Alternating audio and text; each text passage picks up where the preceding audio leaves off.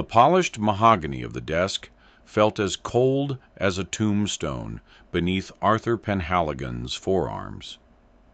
72 floors below, the city was a glittering tapestry of a life he no longer felt part of. The lights in his own office were off, save for a single green-shaded banker's lamp that pooled a sickly light onto the document in his hands. It wasn't a contract worth billions. It wasn't a stock report signaling a market triumph.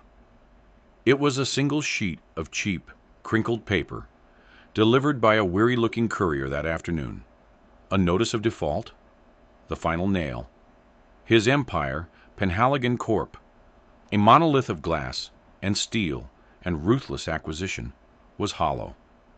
The numbers told a story of a slow, meticulous exsanguination he had been too arrogant to see. He had lost. Suddenly, a soft, rhythmic tap-tap-tapping sound cut through the funereal silence. It was sharp, insistent. Arthur ignored it.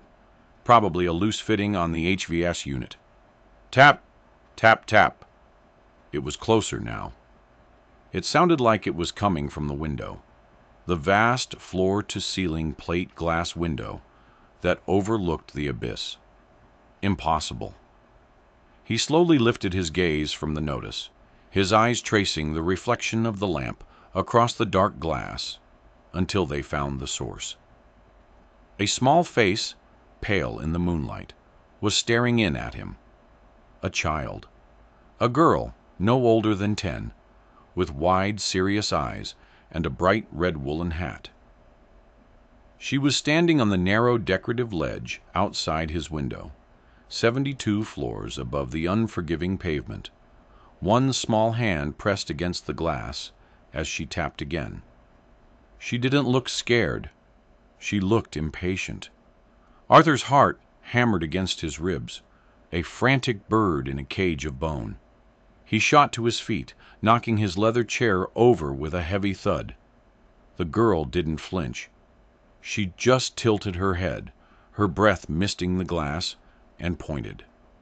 Not at him, but past him, at the mountains of paperwork spilling across his cavernous desk.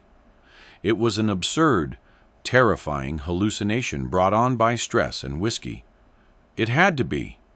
He stumbled backward, his hand fumbling for the main light switch. The office flooded with sterile, unforgiving fluorescent light, and the girl was gone. The window was just a dark mirror reflecting his own haunted face.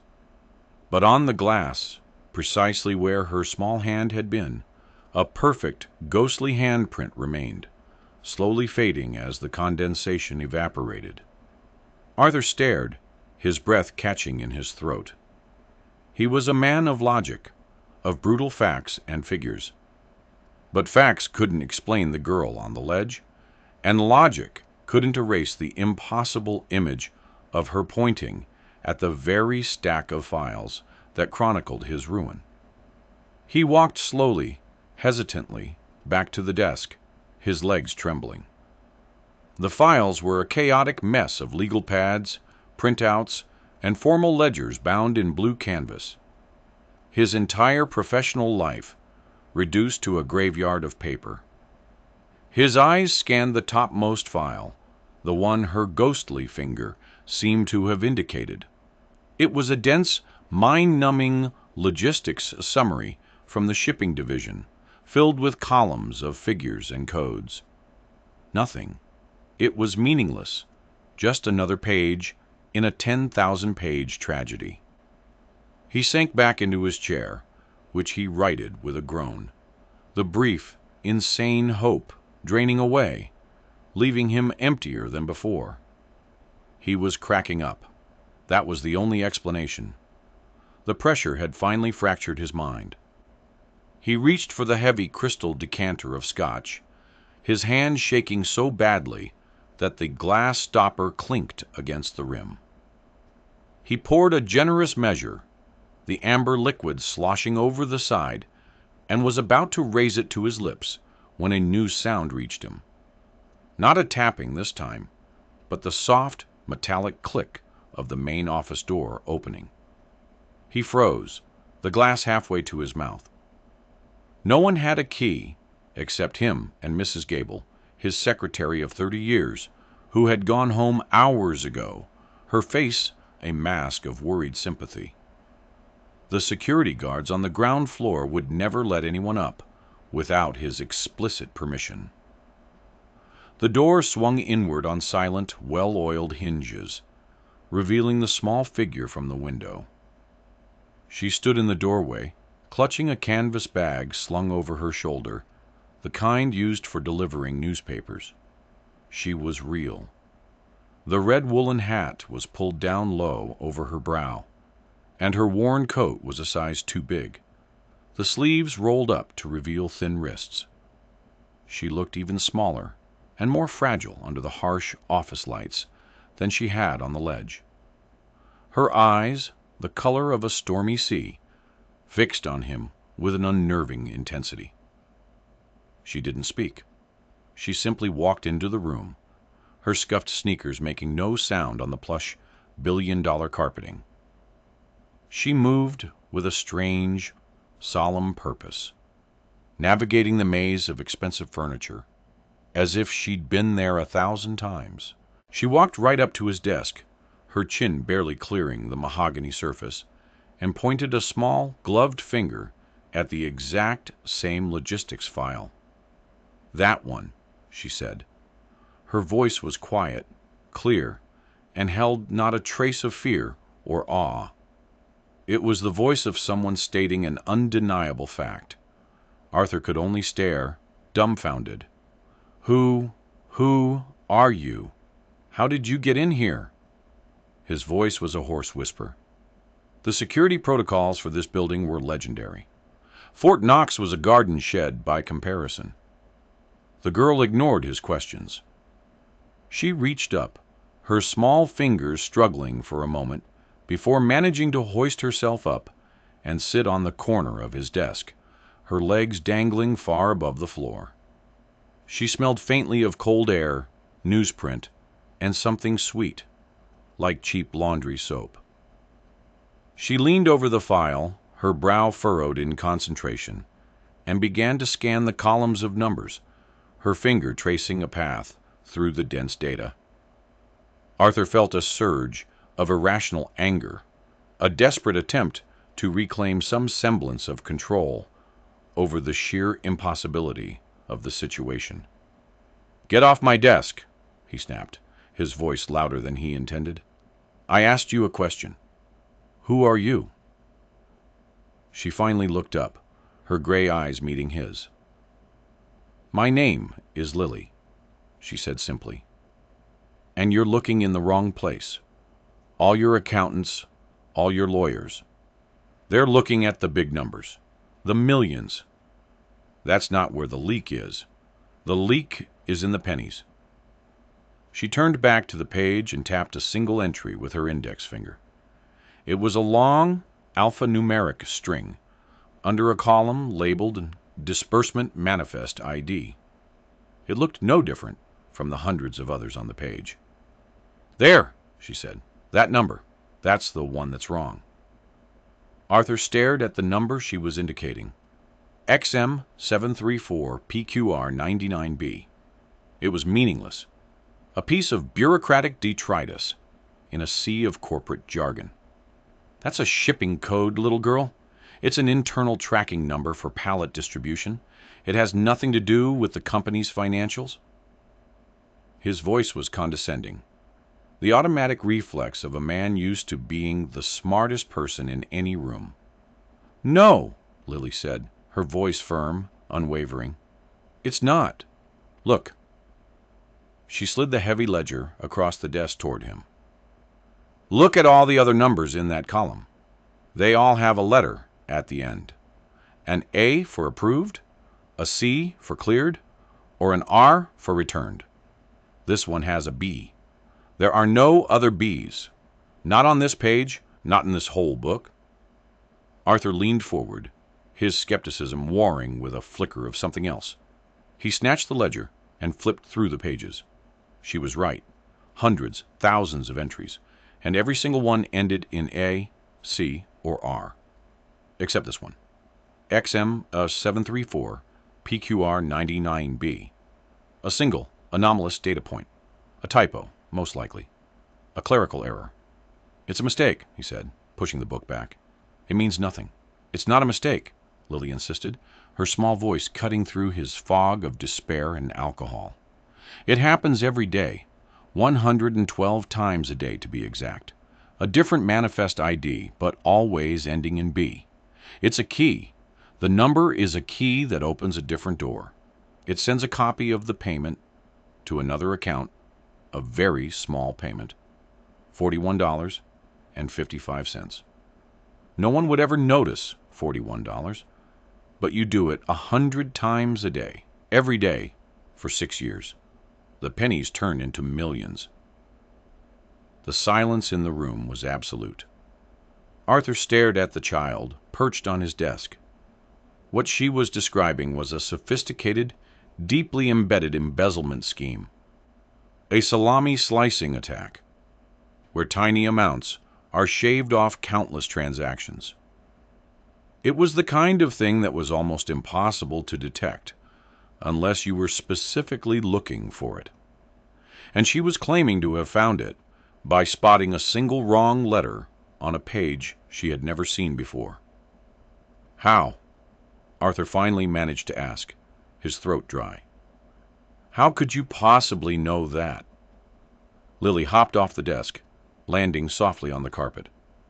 She adjusted the strap of her newspaper bag on her shoulder. "My grandma used to work here," she said, her gaze drifting toward the window. "She cleaned these offices.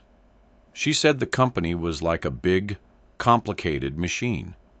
And she always told me that even in the biggest machines, it's always the smallest, wrong-looking part that makes the whole thing break." She walked back toward the door, her mission apparently complete.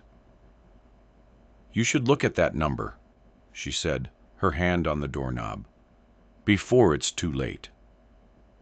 And then she was gone, the door clicking shut behind her, leaving Arthur Penhaligon alone in the cavernous office, the silence ringing in his ears. He was left with an impossible choice: to dismiss the entire event as a psychotic break, the last gasp of a ruined mind, or to entertain the terrifying possibility that his salvation had just appeared in the form of a 10-year-old paper girl with impossible knowledge and eyes that saw the world in a way no one else could. He looked down at the ledger, at the single anomalous code. XM734 PQR99B. For the first time in months, it wasn't despair he felt, but a sharp, piercing spike of curiosity. He reached not for the whiskey bottle, but for the telephone. He had one person left in the company who might still be loyal, a grizzled old data analyst named Peterson, down in the IT department, a man who had been with the company since Arthur's father ran it, a man who owed him nothing and had therefore never asked for anything. Arthur punched in the number, his hand surprisingly steady. "Peterson!" he barked into the phone when the sleepy voice answered. "It's Penhaligon. I need you to run a trace. I'm sending you a disbursement manifest ID. I want to know every single transaction it's ever been associated with. Every routing number, every destination account, every timestamp. I don't care what you have to do. I need it. Now." He read the code, XM734 PQR99B, his voice echoing in the silent office. There was a pause on the other end of the line. "Sir, that's a logistics code. It won't be in the financial—" "Just do it, Peterson," Arthur roared, the frustration and the sheer madness of the situation boiling over. "Pull every shred of data associated with that string of characters. I don't care if it's from a shipping pallet, a cafeteria menu, or a janitor's time card. Find it." He slammed the phone down and sank into his chair, his head in his hands, He felt like a man who had just jumped from a cliff on the advice of a ghost. He sat there for what felt like an eternity, the rhythmic hum of the building's climate control, the only sound. The adrenaline began to fade, replaced by the cold, creeping tendrils of doubt. What was he doing? Chasing the ramblings of a child who trespassed in his office? A child who claimed to have stood on a 72nd-story ledge? He must be losing his mind. He was about to call Peterson back to tell him to forget it, to go back to bed, when his personal computer chimed. A new email. The sender was Peterson. The subject line was a single word: found. Arthur's breath hitched. He clicked it open. The body of the email was terse, just a few lines of text. Sir, you were right. The B suffix acts as a redirect trigger. It's not in the main financial system. It's a ghost script buried in the logistics software. It authorizes a parallel micropayment to a secondary account every time a shipment is logged out of the Northeast Distribution Center. The account is with an offshore bank in the Caymans. This has been happening for 2,190 days. I've attached a summary of the payment logs. Arthur's hand trembled as he clicked the attachment. An Excel sheet opened, a dizzying spreadsheet of dates, times, and numbers. But at the bottom, Peterson had done the math. A single, stark figure in a bolded cell. Total amount diverted, $10,440. $10 million. Siphoned away, $41.55 at a time. It wasn't enough to bankrupt the company on its own, not a behemoth like Penhaligon Corp. But it was the key. It was the proof of a deeper rot. This wasn't just a leak. It was a symptom of a cancer that had been eating his company from the inside out. The fabricated reports, the disastrous investments, the sudden market downturns that seemed to affect only his stock. They weren't random acts of misfortune. They were deliberate, coordinated attacks. And this ghost account was the thread that would lead him to the puppeteer. A cold, hard fury replaced the despair. Someone had done this to him.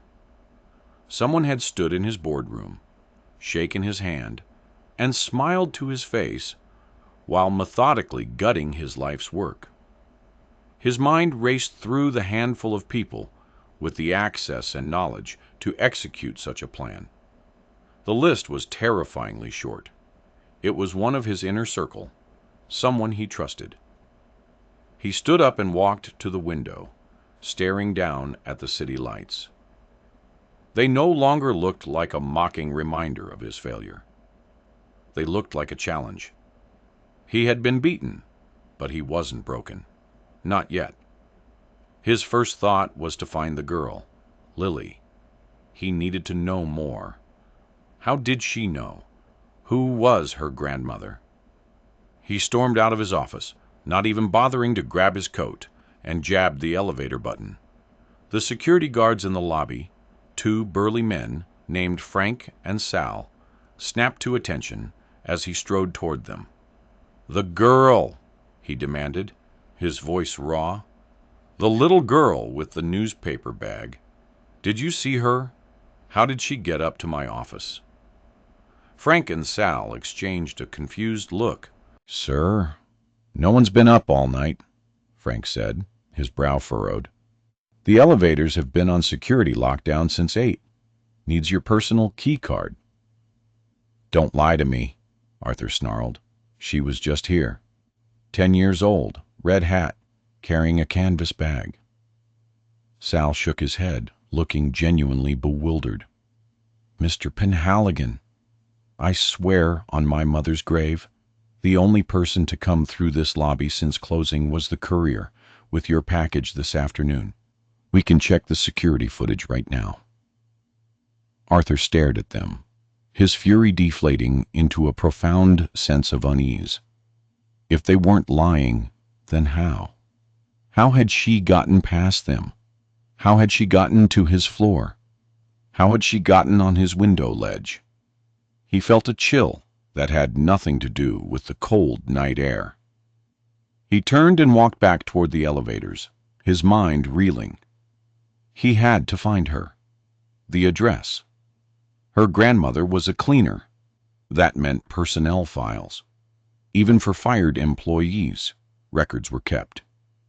He rode the elevator down to the sub-basement, a place he hadn't set foot in for over a decade, to the dusty, cavernous records archive. The air was stale and thick with the smell of aging paper.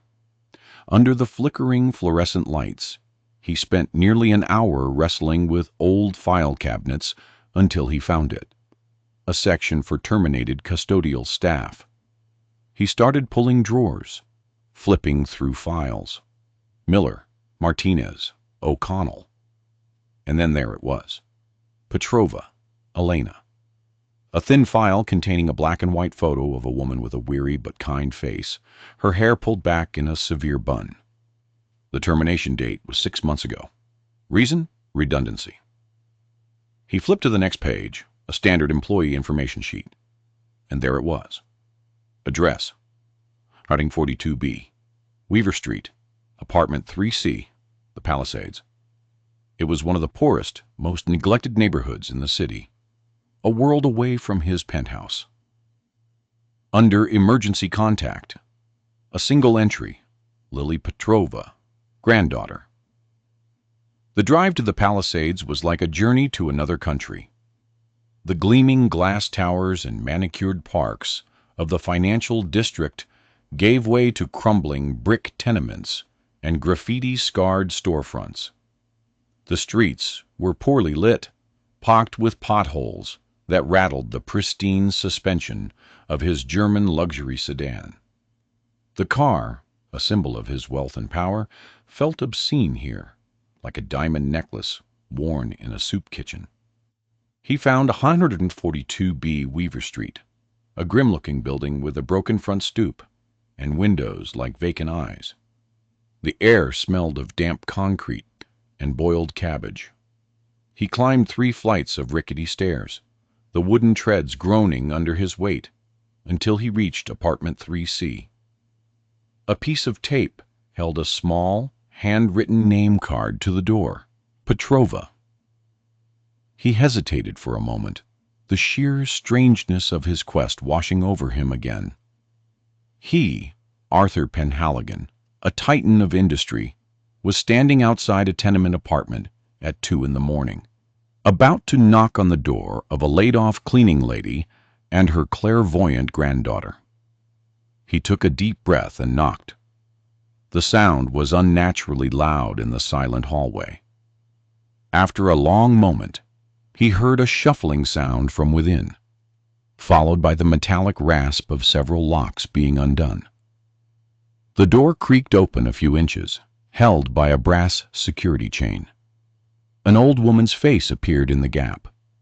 It was the woman from the photograph, Elena Petrova, but aged beyond her years. Her face was a roadmap of worry. Her eyes, the same stormy gray as Lily's, were filled with suspicion and fear. "What you want?" she asked, her voice thick with an Eastern European accent. "Mrs. Petrova?" Arthur began, trying to sound as unthreatening as possible. "My name is Arthur Penhaligon. I'm looking for your granddaughter, Lily." The woman's eyes widened, and the fear sharpened into hostility. "Lily is sleeping." "Why you want my Lily? Police?" No, nothing like that," Arthur said quickly, raising his hands. She helped me tonight. She came to my office. I just want to thank her, and to ask her some questions." Elena's face hardened. "My Lily was not at your office. She is here with me all night. She deliver papers in morning, 5 a.m., then home. She not go to big glass tower for rich man, who fires old woman." She started to close the door. "Please wait," Arthur pleaded, a desperation in his voice that surprised him. "She was there. I saw her. She pointed to a number in my files. A number that saved my company.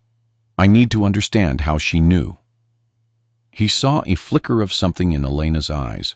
Not understanding, but a familiar, weary resignation. She sighed. A long, rattling sound. The numbers, she whispered, more to herself than to him. Always the numbers. She paused. Then slowly, reluctantly, she unfastened the security chain and opened the door.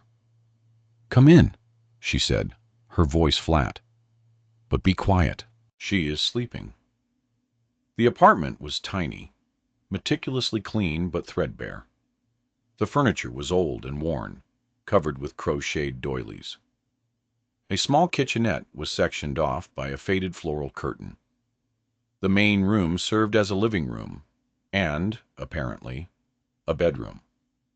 On a small cot tucked into an alcove, Lily was fast asleep, curled up under a patchwork quilt. The red woolen hat was on a chair beside her, next to a neatly folded stack of newspapers. She looked impossibly small and peaceful, a stark contrast to the strange, preternaturally confident child who had invaded his office. "She sees them," Elena said softly, following his gaze. "Patterns in everything. The cracks in the sidewalk, the way the leaves fall from the trees, the numbers on the mailboxes. To her, the world is not people and things. It is a long equation, a puzzle." Arthur turned to look at the old woman. Her face was etched with a profound sadness. When she was little, she did not talk. For years, doctors say something is wrong with her brain. But she was not wrong. She was just counting. She would sit for hours, staring at stock market reports on the television. She would point, and I would buy one stock with $50. I make $2,000. She sees the rhythm the rest of us are deaf to. Arthur felt a dizzying sense of vertigo. This was beyond a simple knack for numbers. It was something else entirely, something he had no framework to understand. "Why my company?" he asked. "Why me?" Elena walked over to a small cluttered table and picked up a framed photograph. She handed it to him. It showed a much younger Elena standing proudly next to a handsome man in a Penhaligon Corp maintenance uniform. "My husband, Dmitri," she said, her voice thick with emotion. "He worked for your father for 40 years. Your father, he was a good man. He gave Dmitri this job when we come to this country with nothing. He promised Dmitri his pension would take care of us. Dmitri loved your company. He called it his Great Steel family." Her gaze hardened as she looked at Arthur. "Then you took over. You fired the old ones. You brought in computers and consultants. You cut the pensions to save money. My Dmitri, he worked until the day he died of a heart attack, thinking I would be safe. 6 months ago, you fired me. The pension was gone. We have nothing. Only Lily's paper route." The words hit Arthur with the force of a physical blow. He had signed those memos. He had approved those cuts. To him, they were just numbers on a page, fractional percentage points to improve shareholder value. He had never once considered the faces behind the figures, the lives he was casually dismantling with a stroke of his pen. He was staring at the human cost of his balance sheet. I didn't know," he stammered, the words tasting like ash in his mouth. "You did not want to know," Elena corrected him, her voice devoid of malice, stating it as a simple, unassailable fact. "You saw the pennies, just like the man who robbed you. You just saw them as something to save, and he saw them as something to steal. But you both forgot they belong to people." A floorboard creaked, and they both turned. Lily was sitting up on her cot, rubbing her eyes. She wasn't looking at Arthur, but at the wall behind him, where a patch of peeling paint formed an intricate web-like pattern. "The big number is hiding," she said, her voice sleepy but clear. "He used the little numbers to build a wall around it so no one would see. But the wall has a crack in it, a line that doesn't fit."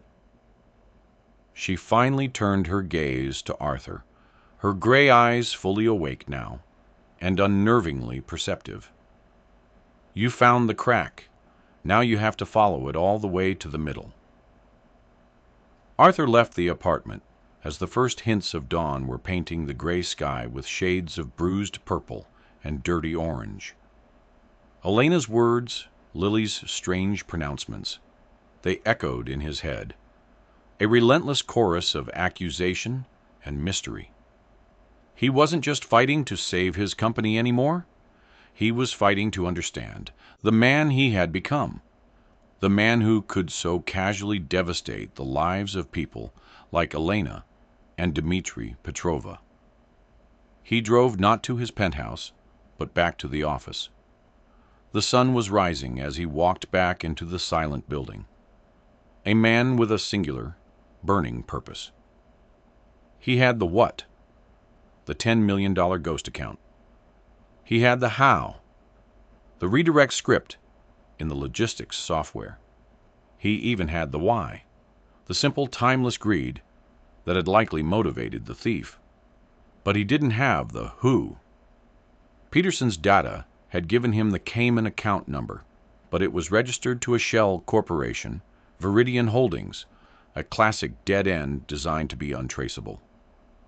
Lily's words circled back to him. The big number is hiding. The 10 million was just the crack.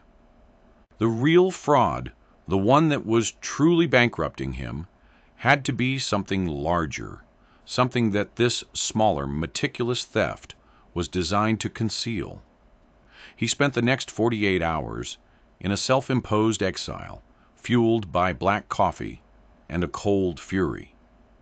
He had Peterson pull every piece of data remotely connected to the Northeast Distribution Center, the origin point of the ghost payments, financial reports, shipping manifests, personnel files, security logs, emails. It was a digital mountain, a petabyte of raw information. He felt like he was drowning in it. The numbers swam before his eyes, blurring into a meaningless soup. The lawyers and accountants he'd had on retainer were useless now. They were part of the system that had failed to see the problem. He was alone. On the third day, exhausted, and on the verge of giving up, he remembered something else Lily had said. She hadn't just seen the numbers, she saw the patterns. He wasn't going to beat this by being a better accountant. He had to see the shape of the crime. He cleared his massive boardroom table, and using reams of paper and colored markers like a madman, he began to map it all out.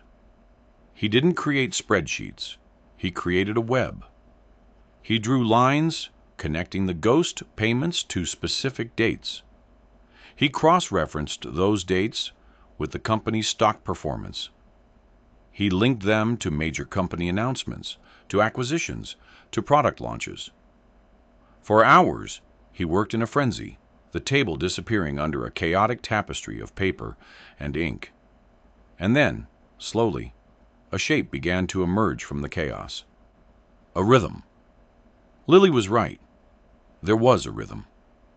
Every single ghost payment, every single $41 transaction, occurred within 1 hour of a major stock purchase, made by one of Penhaligon Corp's biggest market rivals, a predatory firm called Sterling Finch. It was too consistent to be a coincidence, but it still didn't make sense. Why would a rival company orchestrate a tiny, meticulous embezzlement scheme inside his corporation? It was a low-reward, high-risk gambit. It had to be connected to something bigger. He stared at the web he'd created, at the lines connecting the small thefts to the large stock purchases. The theft wasn't the goal. It was a smokescreen, Or maybe, not a smokescreen, a signal, a communication. What if the transactions themselves were a message? He pulled up the transaction logs again, this time ignoring the dollar amounts and focusing only on the timestamps and the randomized manifest IDs. He stared at the alphanumeric strings, the XM734PQR99B that had started it all. Lily had seen a letter that didn't belong. What if he was looking at it all wrong? What if it wasn't a code, but a cipher? His mind raced back 25 years to a college cryptography class he'd taken as an elective, a class he'd shared with his best friend and roommate, the man who was now his chief financial officer, the man he trusted more than anyone, Marcus Thorne. Arthur felt a cold dread snake its way up his spine. It couldn't be. Marcus was like a brother to him. They had built this company together from the ground up. Marcus was family. But the memory was insistent. A specific cipher they had designed together, a simple substitution cipher based on shipping manifest terminology, a private joke they'd used to pass notes in class. X meant ignore. M was the message start. The numbers were keyed to a date. The letters. The letters were the message. His hands shaking, he grabbed a legal pad and scribbled down the manifest ID, XM734PQR99B. He applied the old key. X, ignore. M, start. The date key, 734, told him how to shift the letters. PQR became buy. 99 was the quantity. The final letter, the B, the one Lily had spotted. In their old cipher, B meant execute. The message wasn't just a number. It was an instruction. Buy 99K shares. Execute. He stumbled backward, collapsing into a chair. His breath came in ragged gasps. It was Marcus. It had been Marcus all along. Marcus was using the ghost payment system as a secure, untraceable communication channel to Sterling Finch, feeding them insider information. He was telling them exactly when to buy or sell Penhaligon stock. The $10 million siphoned off wasn't the crime. It was the payment for the intel. Marcus was systematically selling out his own company, driving it into the ground so his partners at Sterling Finch could pick up the pieces for pennies on the dollar, with Marcus himself emerging with a massive payday and a seat on their board. The disastrous investments, the failed product launches, Marcus had orchestrated them all, bleeding the company dry while signaling to his allies exactly how to profit from the carnage. The betrayal was so profound, so absolute. It was like the world had tilted on its axis. Every memory of their friendship, every late-night strategy session, every shared victory was now tainted, recast as a scene in a long, elaborate con. Arthur felt a wave of nausea. He had been played for a fool by the one man he thought he could trust implicitly. The fury returned, colder and sharper than before. He wouldn't just expose Marcus. He would dismantle him. But how? He had a cipher from a college class and a wild theory. It wasn't proof. He needed something concrete, something that would stand up in court. He needed to find the big number Lily had talked about. The 10 million was the payment. The insider trading was the method. The big number had to be the prize. The final transaction, the moment Sterling Finch would acquire the company. He needed to know when that would be. He needed another message from the system. He turned back to the mountain of data. He had been looking at past messages. He needed to find a future one. He instructed Peterson to set up a real-time alert. The moment another manifest ID with a B suffix was logged, he was to be notified instantly. For 2 days, there was nothing. Arthur barely slept, watching the live feed, waiting. The company was hemorrhaging money. The default notice on his desk was a ticking time bomb. The banks were calling, their voices thick with strained politeness that barely concealed their panic. He was running out of time. He started selling off personal assets, his art collection, his vacation home, his vintage cars, funneling the money into the company to meet payroll, to keep the lights on for one more day. It was like using a teacup to bail out a sinking battleship, but it bought him time. During those long, torturous hours, his thoughts kept returning to the small apartment on Weaver Street. He sent an anonymous courier with a cashier's check for $50,000 to Elena Petrova. It was a pittance compared to what he owed her husband, but it was a start. The check was returned the next day, torn in half, with no note. The message was clear. This wasn't about money, not for them. On the morning of the fifth day, the alert chimed. A new transaction. XM 8 PO, VNK 15A. Arthur's heart pounded. He ran the cipher. VNK translated to sell. 15A meant 1.5 million shares of auction. The final letter. It was an A.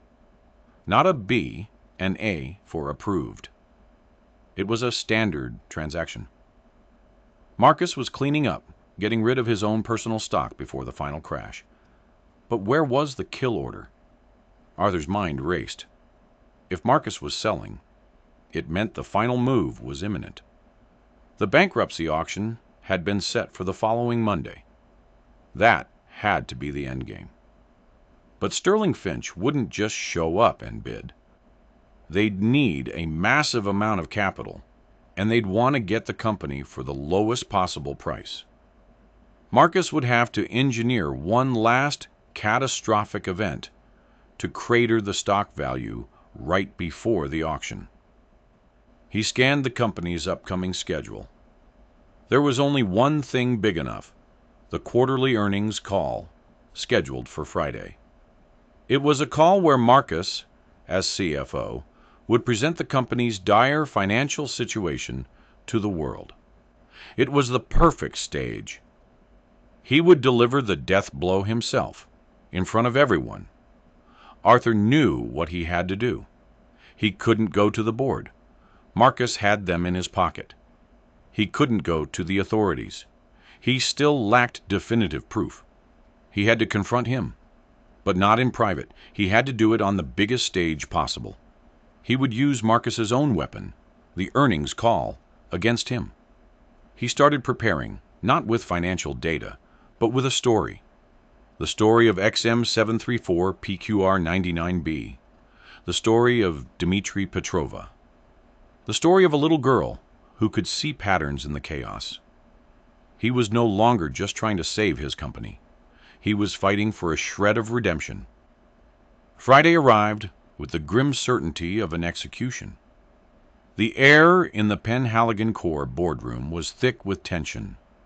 The board members, a collection of grim-faced men and women who had ridden the wave of success with Arthur, now looked at him with a mixture of pity and contempt.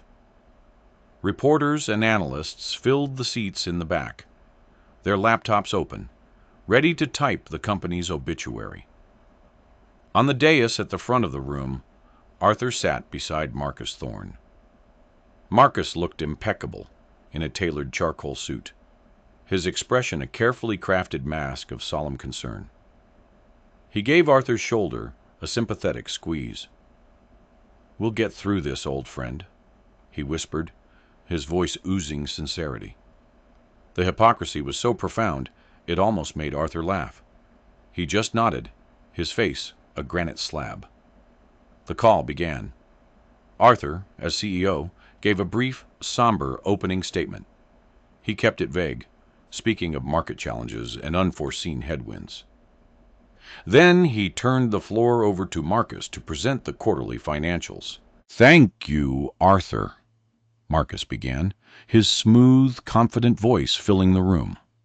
He launched into his presentation, a masterclass in corporate doublespeak. The slides behind him were a sea of red arrows and downward trending graphs. He spoke of write-downs, asset depreciation, and revenue shortfalls. It was a slow, public dissection, and Marcus was wielding the scalpel with surgical precision. With every word, he was driving another nail into the company's coffin, expertly guiding the stock price toward absolute zero. Arthur watched the live stock ticker on a monitor. Penn was in freefall, down 10%, 15, 20. Marcus was killing them. Arthur waited. He needed to time it perfectly. Marcus was building toward his crescendo, the announcement of catastrophic losses that would trigger a final panic sell-off. "And so," Marcus said, his voice dropping to a grave tone, "it is with a heavy heart that I must report a net operating loss for the quarter of—" This was it. "Excuse me, Marcus," Arthur interrupted, his voice cutting through the funereal atmosphere like a whip crack. Every head in the room swiveled toward him. Marcus froze, his mouth slightly agape, the final, fatal number left unspoken. "Before you continue," Arthur said, standing up, "I believe you've overlooked a significant revenue stream. It's a small one, easy to miss. It amounts to precisely $10,234,440. A confused murmur rippled through the audience. Marcus shot him a look of pure fury, a flicker of panic in his eyes, before his mask of composure slipped back into place. "Arthur, I'm not sure what you're talking about," he said smoothly. "Perhaps we can discuss this after the call." "I think we should discuss it now," Arthur said, his voice cold and steady. "Let's talk about the Northeast Distribution Center. Let's talk about a ghost script in the logistics software. Let's talk about an offshore account in the Caymans, under the name Viridian Holdings." Marcus's face went pale. He knew. This is hardly the time or place for these baseless accusations, he stammered, his polished veneer beginning to crack. "On the contrary," Arthur said, turning to face the reporters and analysts, "this is the perfect time. You see, for the last 6 years, someone has been stealing from this company. Not in large amounts, but in tiny ones. $41.55 at a time, 112 times a day." He began to walk slowly in front of the dais, his eyes scanning the crowd. It was a brilliant scheme, the perfect crime, untraceable. But the thief made a mistake. He created a communication system to talk to his partners, a simple cipher embedded in the shipping manifest IDs. He looked directly at Marcus. "A cipher we created together, Marcus, in Professor Albright's cryptography class, remember? A private joke between friends." Marcus was speechless, his face ashen. He looked like a man who had just seen a ghost. The reporters were typing furiously, their faces a mixture of shock and glee. This was a far better story than a simple bankruptcy. "The $10 million wasn't the real crime," Arthur continued, his voice rising, filled with a righteous anger he hadn't felt in years. "That was just his fee. The real crime was a systematic, coordinated attack to devalue this company's stock for the benefit of a competitor. He was feeding insider information to Sterling Finch, telling them exactly when to buy and when to sell, so they could acquire this company for nothing at auction on Monday." Pandemonium erupted in the room. Shouts, questions, cameras flashing. The board members were on their feet, staring at Marcus with horror and disbelief. "He's lost his mind," Marcus finally shouted, finding his voice. "He's ruined this company with his incompetence, and now he's trying to invent a conspiracy to save his own skin. Where's your proof, Arthur?" Arthur stopped pacing and smiled, a cold, grim smile. My proof. My proof started with a single misplaced letter in a single line of code. It was found by a 10-year-old girl. A girl whose grandmother used to clean the floors in this very building until she was fired, and her husband's pension was cut as part of the cost-saving measures you recommended, Marcus. He let that hang in the air for a moment. But you want something more concrete? Of course you do. He pulled a small USB stick from his pocket. This contains a complete record of the ghost account. But more importantly, about an hour ago, I initiated a transfer. I used your little cipher, Marcus. I sent a message to Viridian Holdings. The message was transfer all funds to Penhaligon Corp. Execute. You see, the brilliant flaw in your brilliant scheme is that the person with the key can open the door from either side. From the back of the room, 2 uniformed police officers and 2 stern-faced people in dark suits, clearly federal agents, began to make their way toward the dais.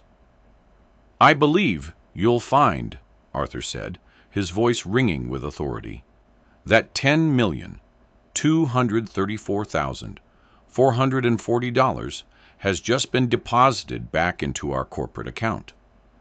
A transfer that could only have been authorized from the account's source. I believe that's what they call proof." Marcus stared at the approaching officers, his face a mask of utter ruin. The confidence, the arrogance, it all melted away, leaving only the terrified, greedy little man he truly was. He made a desperate move to flee, but the officers were already there, flanking him. As they snapped handcuffs on his wrists, his eyes found Arthur's. They were filled, not with hatred, but with a look of pathetic, pleading confusion. "Why, Arthur," he croaked. "We were brothers."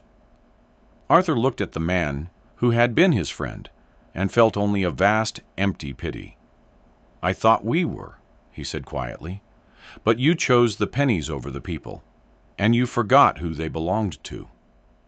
As Marcus was led away, a stunned silence fell over the room. Arthur stood alone on the dais, not as a conquering hero, but as a man who had stared into the abyss of his own failure and had, by some miracle, been pulled back. The stock ticker, which had been frozen during the chaos, suddenly updated. Penn stock was rocketing upward, up 30%, 50, 80. The news of the recovered funds and the foiled corporate espionage had turned a bankruptcy into a legendary turnaround story in the span of 15 minutes. The company was saved. But as Arthur looked out at the sea of faces, he knew his work was just beginning. The aftermath was a whirlwind of legal proceedings, financial restructuring, and glaring media attention. Marcus Thorne, facing a mountain of irrefutable evidence, cooperated fully in exchange for a lighter sentence, exposing the entire conspiracy at Sterling Finch. The subsequent scandal rocked the financial world. Penhaligon Corp., infused with the returned $10 million and a massive surge in investor confidence, was pulled back from the brink of the abyss. But it was a changed company, and Arthur Penhaligon was a changed man. The boardroom, once his kingdom, now felt alien to him. The ruthless calculus of profit and loss that had once defined his existence now seemed like a foreign language. He had seen the human cost of his equations, and he couldn't unsee it. His first act, as the resurrected CEO, was to go back to the sub-basement archive.